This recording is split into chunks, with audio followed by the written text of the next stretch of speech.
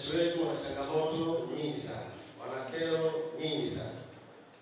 Tushirikiane kwa pamoja kuhakikisha kero na changamoto ambazo wananchi wetu wanazo zinatatulika kwa wakati. Na hasa kwa ninyi watendaji, niwaombe sana, usiwe tena na aina yoyote ya bureaucracy, aina yoyote ya ukiritimba. Pasiwe, tufanye kazi kwa pamoja kwa ushirikiano. Jambo ambalo linahitaji utatuzi wa haraka, naomba sana ikafanywe kazi mara moja.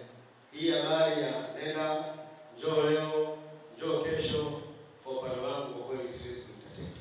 Sitokubali hata kidogo. Madiwani, mfanye nafasi yenu kulingana na kazi zenu, lakini pia watendaji wa halmashauri na waombeni sana kujali wananchi. Slogan iliyopo kwa sasa ni kuleta tabasamu kwenye sura za wananchi wetu. Tukafanya kazi hiyo. Ya manispaa ya Shinyanga,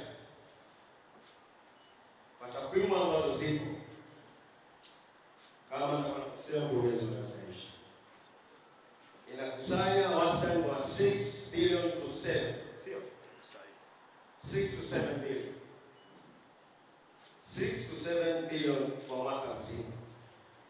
Ni jukumu letu sasa sisi madiwani ambao tumeingia sasa, kwa kushirikiana kwa pamoja na watendaji wetu kuyatoa hayo makusanyo kutoka kwenye hiyo 6.5 billion kwenda at least 10 au 7.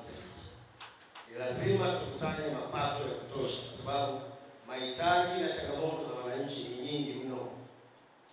Lazima tufanye kazi kwa weledi, lazima tufanye kazi kwa bidii, lazima tufanye kazi kama timu, sawa, ili kuhakikisha kwamba mapato yetu yanaongezeka.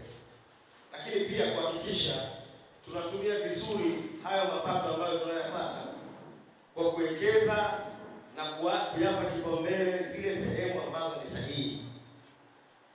Lazima tu set priorities kwa ajili ya changamoto za kuondoa kero na changamoto kwa watu wetu. Hilo ndio kitu cha msingi zaidi. Maana yake kukusanya tu si sababu, unaweza kukusanya lakini ukawa unatumia vibaya. Kwa hiyo cha msingi